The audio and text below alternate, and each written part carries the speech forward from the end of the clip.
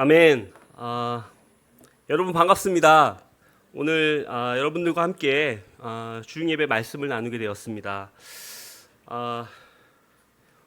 주중 예배 때 많이 지치고 힘드신 몸을 이끌고 오셨을 텐데 위로와 격려가 되었으면 좋겠는데 오늘 말씀이 강력한 도전이 될지도 모르겠습니다. 오늘 같이 나누고자 하는 인물은 삼손입니다. 삼손이 여러분에게 위로와 격려와 또 도전과 모든 것들을 다 드릴 수 있을 것 같습니다. 자, 오늘 제목은 삼손 무너진 인생에 부어지는 은혜라는 주제로 말씀 나누겠습니다.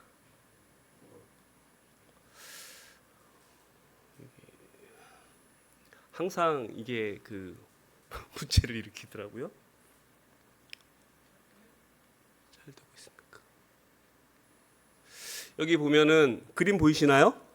저게 무슨 그림인지 아시겠나요? 인터넷에서 따왔는데 삼손이 다곤 신정의 기둥을 양손으로 밀어서 무너뜨리는 사진이고요. 그 밑에서 이제 사람들이 이제 깔려서 죽게 되죠. 예.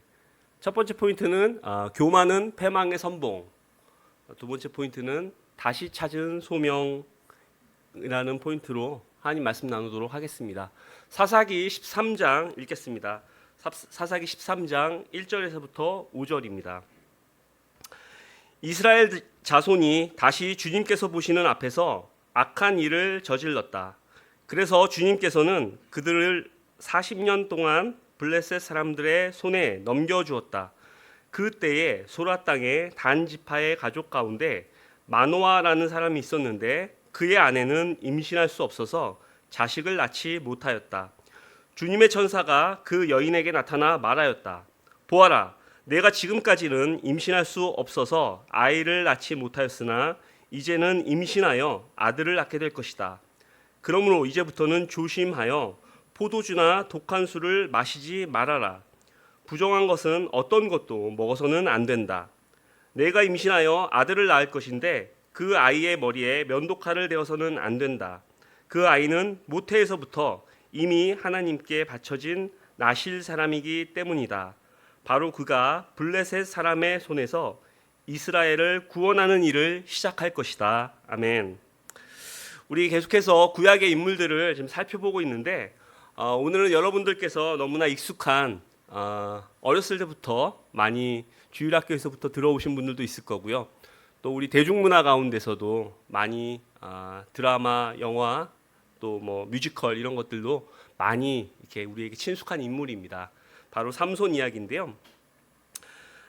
삼손에 대해서 같이 얘기하기 전에 우리는 나실인에 대해서 좀 알아야 될 필요가 있습니다. 그 민수기 6장에 보면 나실인에 대한 규례가 이제 나와 있는데요. 이제 나실인은 하나님께 일정한 기간 또는 한 평생을 헌신된 삶을 살아가겠다고 이렇게 결정하고 하나님께 자신의 인생을 바친 사람을 얘기합니다.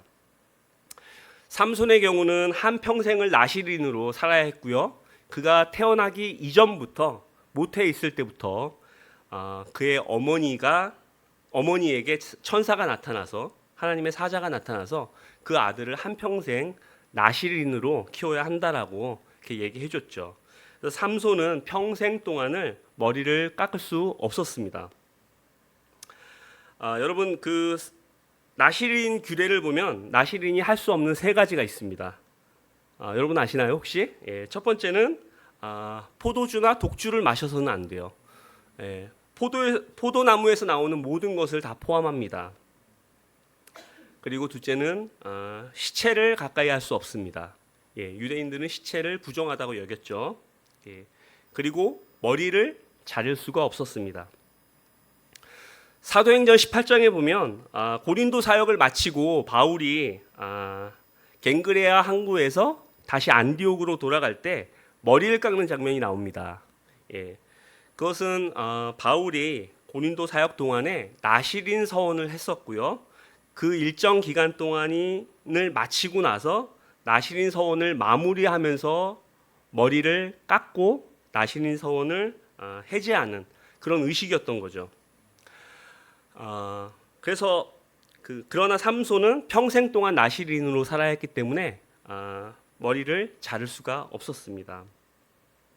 삼손은 어머니의 태에서부터 이렇게 구별되어서 자란, 어떻게 보면 신앙적인 표현으로 하자면 뭐 금수저, 신앙적인 금수저라고 할 만큼 참 많은 축복을 받은 사람이겠죠.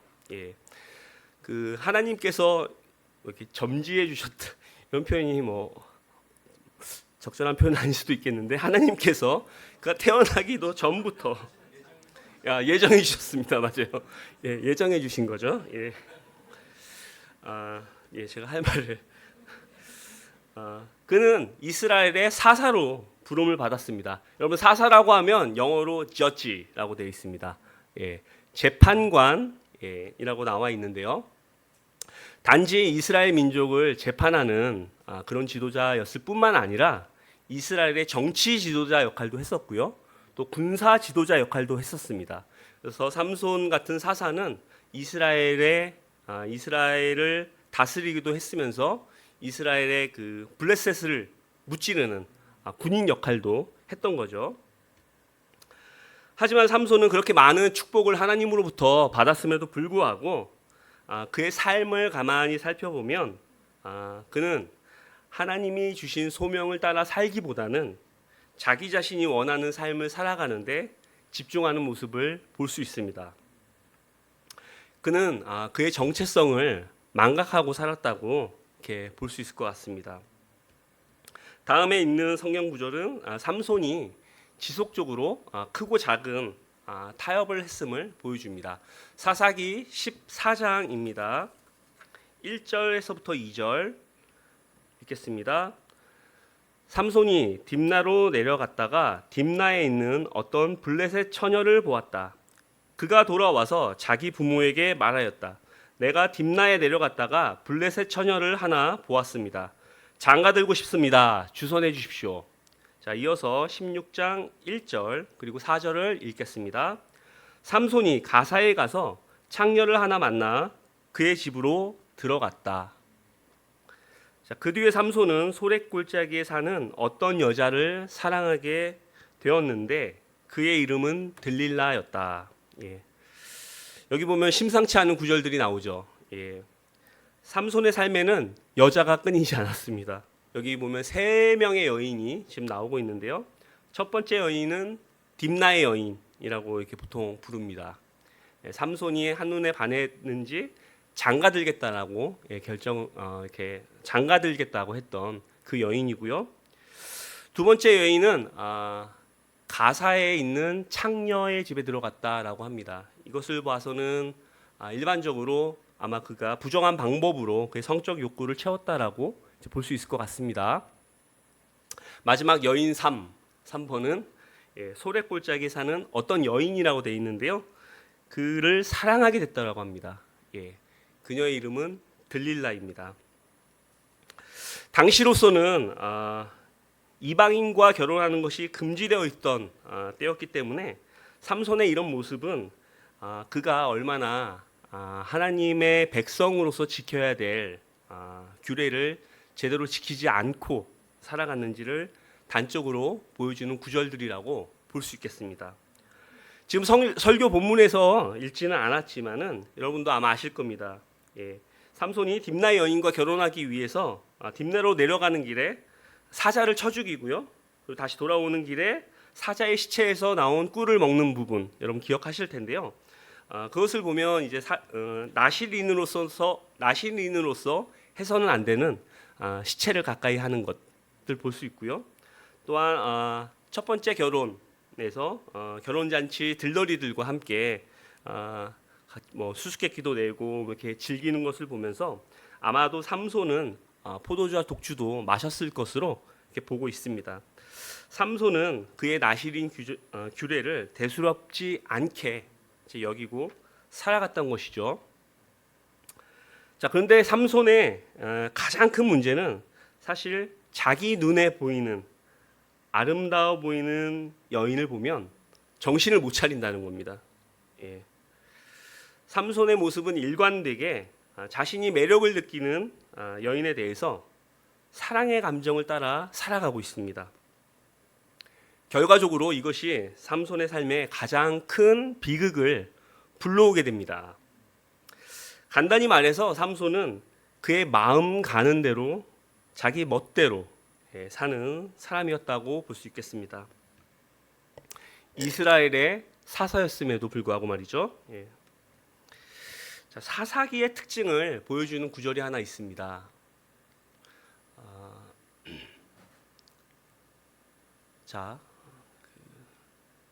사사기의 특징을 보여주는 구절이 우리 그 사사기 17장 6절인데요.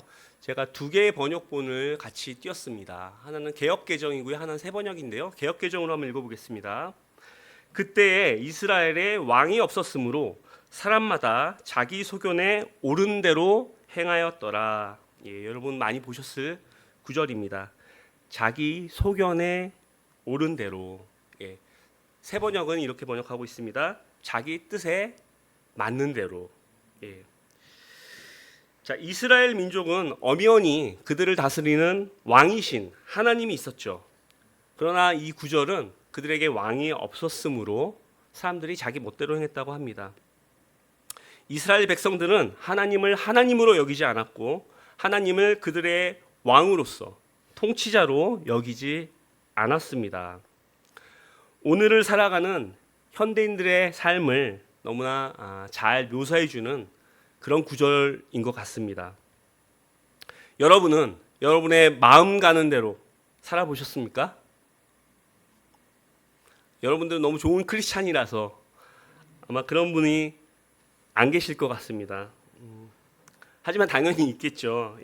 다행히도 없다면은 여러분은 마음 가는 대로 살아가는 사람들을 보신 적 있으십니까? 술, 담배, 요즘은 마약이 되게 일상화된 것 같더라고요. 그런 것들에 중독되어 인생을 탕진하는 사람들을 우리는 볼 수 있습니다. 또한 부적절한 관계를 통해서 자신의 성적인 욕구를 무분별하게 채워가는 사람들의 모습도 볼 수 있습니다. 이런 것들은 우리 드라마의 단골 소재가 된 지가 이미 오래되었습니다. 이런 건 너무 저급하다고 생각하실 수도 있는데 보다 고상한 차원에서 자기 멋대로 살아가는 사람들도 있습니다. 자기 잘난 맛에 사는 사람들도 있죠. 개성이 뚜렷하고요. 똑똑해 보이기도 합니다. 하지만 이런 사람들은 자기의 만족을 위해서 주변 사람들을 통제하고 이용하기도 합니다. 자, 우리의 모습은 어떻습니까? 그런 사람들과 다릅니까? 아마도 현대인들의 마음을 가장 많이 사로잡는 것이 있다면 아마 이런 것들일 겁니다. 안정적이고 높은 연봉의 직장, 돈을 많이 모아서 노후에는 건강하고 안락한 노후를 보내겠다. 이런 것처럼 우리의 마음을 가장 끌어당기는 것들도 아마 드물 거라는 생각이 듭니다. 이런 것들은 그 자체로 나쁜 것은 아니고 또한 우리에게 필요한 것이지만 하나님께서 우리를 부르셨을 때에 우리에게 주신 사명은 아닌 것이죠. 우리가 이런 삶을 추구하고 지향한다면 사사로서의 사명이 주어졌지만 자신이 원하는 삶을 따라 살았던 삼손의 모습과 우리의 모습은 본질적으로 다르지 않을 것입니다. 이런 과정을 통해서 급기야 삼손은 들릴라에게 무너지게 됩니다. 죄의 경계선에서 장난을 치다가 무너지는 것이죠. 사사기 16장 5절에서부터 6절을 읽겠습니다. 블레셋 사람의 통치자들이 그 여자를 찾아와서 말하였다. 당신은 그를 깨워 그의 엄청난 힘이 어디에서 나오는지 그리고 우리가 어떻게 하면 그를 잡아 묶어서 꼼짝 못하게 할 수 있는지 알아내시오. 그러면 우리가 각각 당신에게 은 1100세겔을 주겠소. 그래서 드릴라가 삼손에게 물었다. 당신의 그 엄청난 힘은 어디에서 나오지요? 어떻게 하면 당신을 묶어 꼼짝 못하게 할 수 있는지 말해주세요. 우리가 아까 전에 읽었던 구절은 삼손이 들릴라를 사랑했다고 하죠. 예. 블레셋의 지도자들이 그 사실을 알고 들릴라를 돈으로 매수합니다. 삼손의 힘의 비밀을 알아내면 돈을 주겠다. 근데 그 돈의 규모가 엄청납니다. 예. 은 1100세겔을 그들의 통치자들, 블레셋 통치자들이 주겠다라고 했는데요. 블레셋은 5개의 도시국가로 이루어졌습니다. 그래서 정확하게는 은 5500세겔이라고 볼 수 있습니다. 이것이 얼마나 큰 돈인지 여러분 감이 잘 안 잡히시죠? 예. 이것을 이렇게 분석해 놓은 학자들이 있더라고요. 예. 당시 연봉이 은 10세겔이었다고 합니다. 그럼 은 5,500세겔은 얼마 정도 될까요? 요즘 우리들의 연봉이 얼마나 되는지 모르겠지만 약 4천만 원 정도로 잡아보면 지금 돈으로 환산해서 약 200억 원이 넘는 큰 돈입니다. 예. 여러분 이 돈이면 배신할 떨어져 깜짝 놀라서 핸드폰을 떨어뜨렸습니다. 여러분들에게 이런 제안이 들어온다면 여러분의 남편을 아내를 배신 안 하시겠죠? 예, 안 하실 겁니다. 들릴라는 이 제안으로 삼손을 팔아넘길 결심을 했습니다.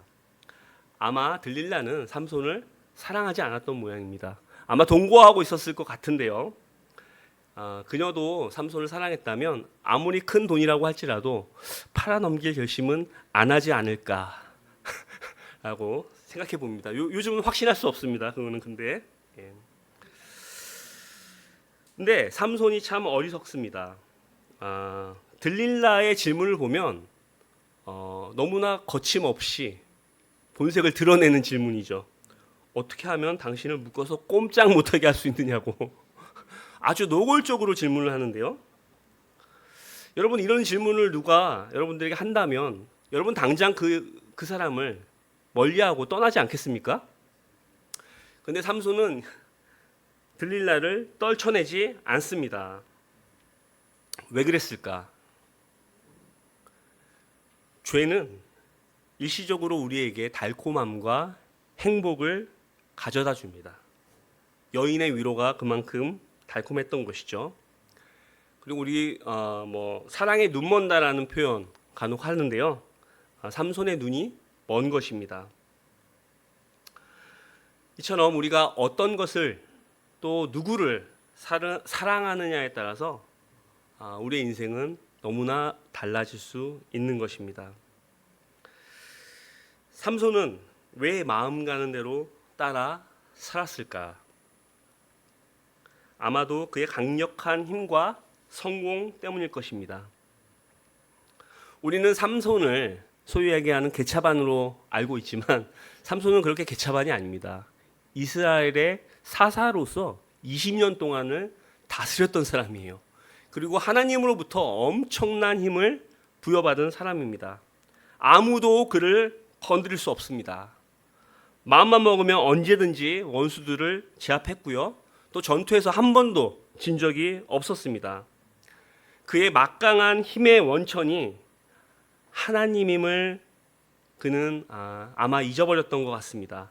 그리고 자신의 힘을 과신했던 것 같습니다. 예, 교만이죠. 예.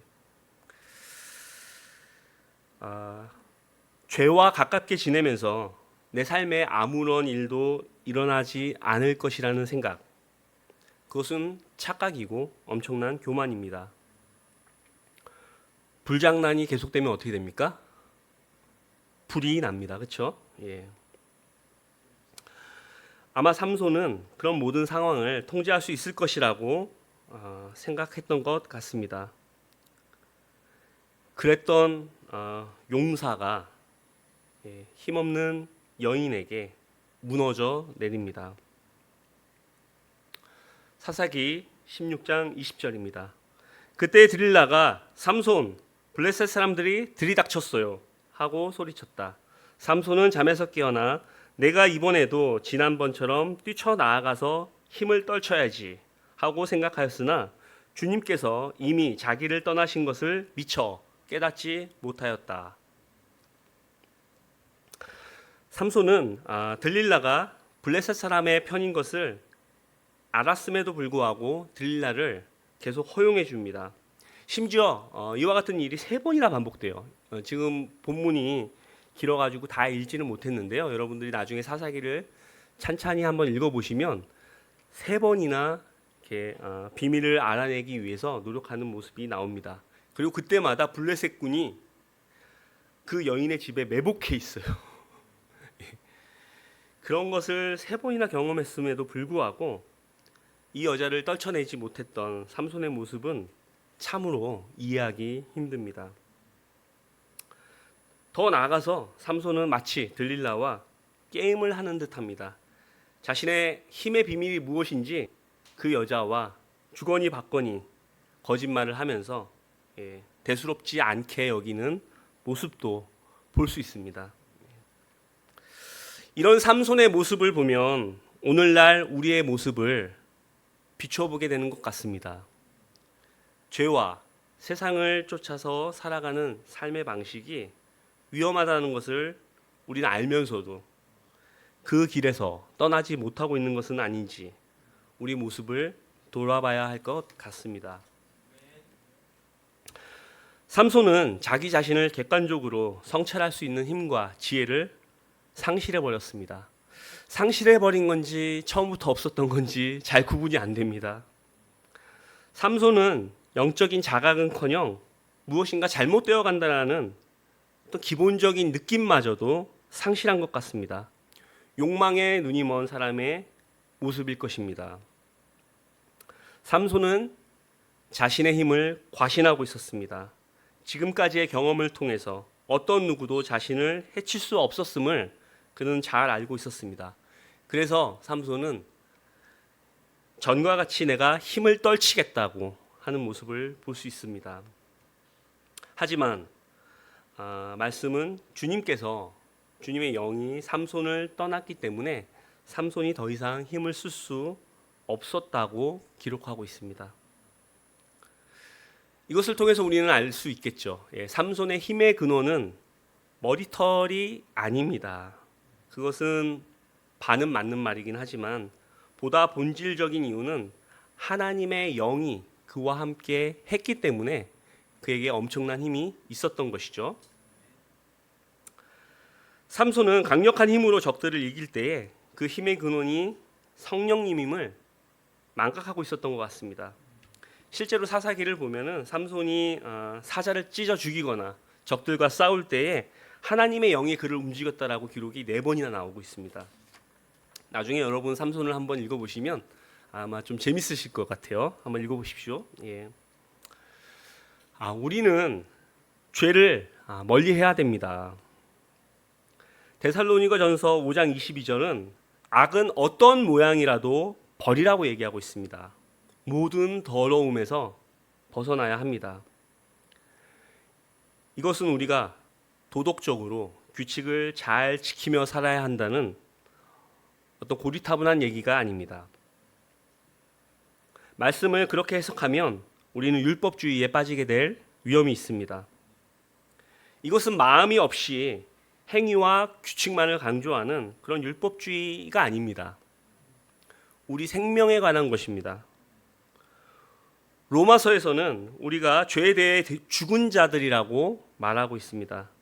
이것이 바로 우리 하나님 백성의 정체성입니다. 로마서 6장 16절.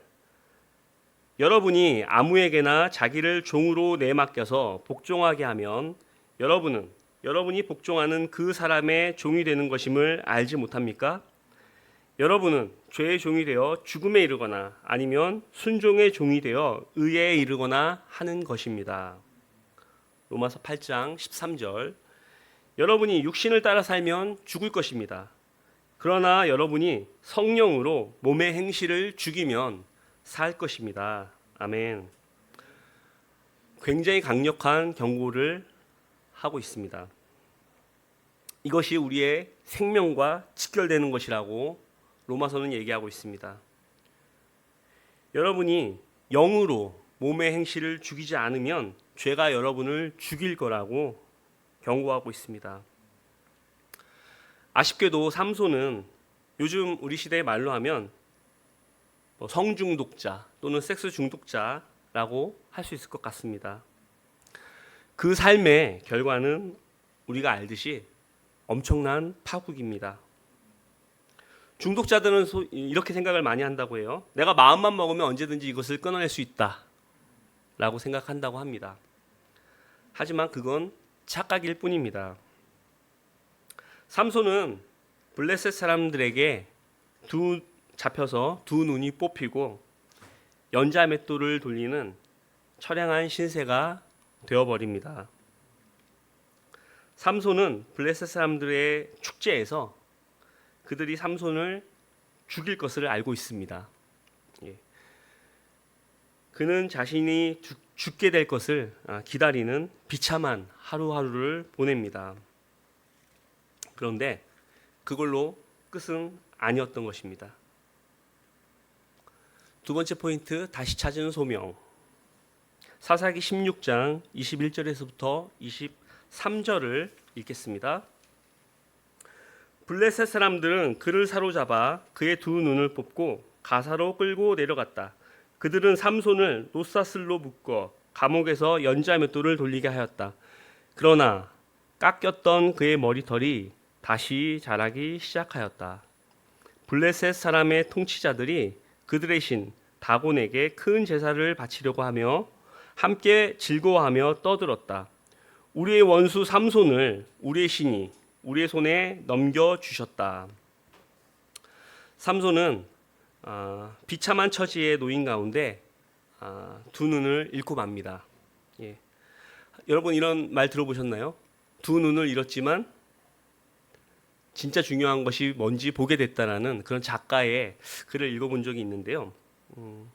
그는 두 눈을 잃었지만 다시 하나님을 보게 됩니다. 그의 마음 안에 낮고 낮아진 겸허한 가난한 마음이 생기기 시작한 것입니다. 우리의 인생은 어쩌면 매우 어리석은지도 모릅니다. 소중한 것을 잃고 나서야 그것이 진짜 소중한 것이었다는 것을 뒤늦게서야 깨닫고 후회하는 경우가 많이 있죠. 건강이 그렇고요, 그렇죠? 소중한 관계들이 그렇습니다. 그리고 무엇보다도 하나님 관계가 그런 것 같습니다. 아이러니하게도 성령은 우리의 삶을 시들시들하게 하는 사역을 합니다.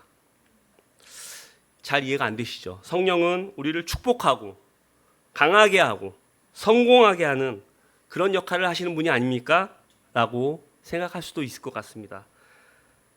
하지만 하나님의 말씀에 우리가 지속적으로 순종하지 않을 때에 우리가 이 세상에 아무런 문제가 없고 하나님의 징계가 주어지지 않는다면 하나님께서는 하나님 아버지로서의 역할을 다하고 계신 것이 아닌 것이죠.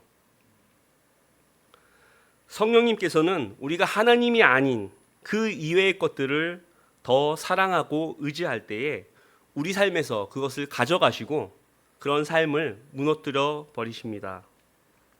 이것이 우상입니다. 그 이유는 우리가 잘못된 것을 사랑하게 되면 우리가 하나님을 떠나게 되기 때문입니다. 그리고 그 마지막은 파멸이고 죽음인 것입니다. 히브리서에서는 아버지가 징계하지 않는 자녀는 없다고 얘기합니다. 두 눈이 뽑히고 당시 짐승들에게나 시키는 일을 했던, 그러면서 연자맷돌을 돌리는 삼손은 그의 비참함 속에서 하루하루를 연명해 갔을 것입니다. 그리고 그때에 삼손은 그의 실패가 무엇 때문인지 아마 처음으로 진지하게 자신의 모습을 돌아봤을 것입니다. 그리고 그런 자신의 모습을 보시면서 마음 아파하시고 안타까워하실 하나님의 마음을 떠올렸을 것입니다. 계속해서 읽겠습니다. 16장 28절에서부터 30절 읽겠습니다. 그때 삼손이 주님께 부르짖으며 간구하였다. 주 하나님, 나를 기억하여 주시기를 간절히 바랍니다. 하나님, 이번 한 번만 힘을 주시기를 간절히 바랍니다. 나의 두 눈을 뽑은 블레셋 사람들에게 단번에 원수를 갚게 하여 주십시오.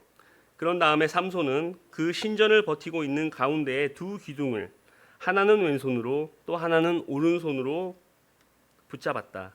그리고 그가 블레셋 사람들과 함께 죽게 하여 주십시오 하고 외치며 있는 힘을 다하여 기둥을 밀어내니 그 신전이 무너져 내려 통치자들과 모든 백성이 돌더미에 깔렸다. 삼손이 죽으면서 죽인 사람이 그가 살았을 때에 죽인 사람보다 더 많았다. 삼손은 마지막 전투를 합니다. 그리고 하나님 말씀은 그의 머리털이 다시 자라나기 시작했다고 기록하고 있어요. 머리털이 다시 자라나는 것은 당연한 이치죠, 그렇죠? 왜 당연한 말을 성경에 기록해 놨을까? 그것은 희망을 암시하는 구절입니다. 머리털 자체가 삼손의 힘의 원천은 아니라는 것을 우리는 아까 확인했는데요. 그는 인생의 마지막에 이르러서야 진심으로 하나님께 간구하기 시작합니다. 이제 그는 하나님과 함께하는 마지막 전투를 계획합니다. 그는 20년 동안 이스라엘의 사사로서 블레셋과 싸웠던 전투 경험을 통해서 다곤 신전에 대해서 잘 알고 있었을 것입니다. 다곤 신은 블레셋 사람들이 섬기던 우상이었는데요. 곡식의 신이라고 합니다. 아마 풍요로운 곡식에 어떤 기원하는 그런 우상이었겠죠. 삼손은 다곤 신전을 떠받치고 있는 중요한 두 개의 기둥을 알고 있었습니다. 그리고 앞을 보지 못하는 가운데서 한 소년의 도움을 받아 그 기둥까지 인도를 받습니다. 우리는 말씀을 통해서 낮아진 마음, 가난한 심령으로 하나님의 도움을 간절히 구하는 삼손을 다시 회복시키는 하나님을 봅니다. 실패의 순간은 아이러니하게도 우리를 다시 성령님께 돌이키게 하는 반전의 시간이 될 수 있습니다. 우리의 실패와 외적인 환난은 겸손하고 가난한 심령을 우리 마음속에 새롭게 만들어내는 아주 좋은 기회이기도 합니다. 하나님의 도우심이 없다면 나는 아무것도 할 수 없다는 것을 깨닫는 시간입니다. 하나님은 외적인 환난을 통해 그의 징계를 통해 우리 안에 가난하고 낮은 마음을 창조해 내십니다. 그것을 통해서 우리의 교만과 육적인 삶의 방식을 허물어뜨리십니다. 삼손은 이때야 비로소 자신의 목숨을 걸고 하나님께 간절히 도우심을 구합니다. 여러분, 하나님께 나아갈 때 여러분들은 장애물을 느껴보신 적 있으십니까? 아마도 제 생각에는 삼손에게 하나님께 기도하는데 좀 장애물이 있었을 것 같습니다. 내가 이렇게 잘못 살았는데 하나님께 이런 기도를 해도 되는 것일까? 아마도 실패감, 자괴감, 죄책감 같은 것들이 있지 않았을까 싶습니다. 어쩌면 우리 그리스도인들이 가장 힘들어하는 일이 자기 자신을 용서하는 일일지도 모르겠습니다. 다른 사람들을 용서하는 것은 상대적으로 쉬울 수 있어요. 다들 좋은 마음을 가지고 있으니까요. 그런데 자기 자신에게만은 유독 그렇게 대하기 힘든 사람들도 있는 것 같습니다. 좋은 제자가 되지 못했다는 그런 실패감, 죄책감 때문인 것 같습니다. 그리고 사탄도 그런 부분을 지속적으로 공격하죠. 하지만 인간적인 관점에서 볼 때 실패한 것처럼 보이는 인생이라 할지라도 하나님께 진심으로 우러나오는 간절한 부르짖음과 외침을 하나님은 외면하지 않으십니다. 신약 교회의 탄생을 알린 오순절 성령 강림 사건, 여러분 잘 알고 계시죠? 오순절의 성령 강림이 누구에게 내렸습니까? 주님을 따르는데 신실했던, 성공했던 제자들에게 성령이 부어진 것입니까? 예수님을 부인하고 두려워서 도망쳤던, 실패감으로 가득 차 있었던 제자들에게 부어진 것입니다. 아무것도 할 수 없을 만큼 무력했던 제자들에게 선물처럼 내려온 것입니다. 그래서 그것은 은혜입니다. 어떤 사람들은 삼손이 끝까지 회개하지 않았다고 하는 사람들도 있더라고요. 마지막까지 자신의 두 눈을 앗아간 블레셋 사람들에 대한 개인적인 복수심에서 전투를 감행했다라고 보는 것 같습니다. 하지만 신약 성경은 삼손을 그렇게 묘사하고 있지 않습니다. 우리가 다 알고 있는 히브리서 11장, 믿음의 장이죠. 그 믿음의 장에는 삼손의 이름이 당당하게 나와 있습니다. 11장 32절에서부터 34절입니다. 내가 무슨 말을 더 하겠습니까? 기드온, 바락, 삼손, 입다, 다윗, 사무엘, 그리고 예언자들의 일을 말하자면 시간이 모자랄 것입니다. 그들은 믿음으로 나라를 정복하고 정의를 실천하고 약속된 것을 받고 사자의 입을 막고 불의 위력을 꺾고 칼날을 피하고 약한 데서 강해지고 전쟁에서 용맹을 떨치고 외국 군대를 물리쳤습니다. 이번 설교를 준비하면서 마음이 조금은 무거웠던 것 같습니다. 사실 삼손의 모습을 통해서 나 자신의 모습도 일부 보였기 때문입니다. 또한 동시에 정직하게 우리를 자신의 모습을 대면한다면 우리 교회의 모습, 또 대한민국에 있는 교회의 모습일 수도 있을 것 같습니다. 만약 여러분의 삶에 비참한 가운데 있다면, 그리고 내가 다시 좋은 그리스도인으로 회복될 수 있을까라고 고민하고 계신 분들이 있다면 희망을 가지시길 바랍니다. 삼손이 그랬던 것처럼 이번 한 번만 살려달라고 하나님께 간절히 구해보십시오. 한 번만 더 은혜를 베풀어 달라고 하나님께 매달리십시오. 하나님의 신실함은 없어지지 않습니다. 성령으로 다시 회복시켜 달라고 하나님께 부르짖으십시오. 하나님은 상한 갈대를 꺾는 분이 아니십니다. 그의 은혜는 언제나 우리의 죄보다 더 크다는 것을 기억하시기를 바랍니다. 아멘. 이상으로 오늘 설교를 마치겠습니다. 같이 기도하겠습니다.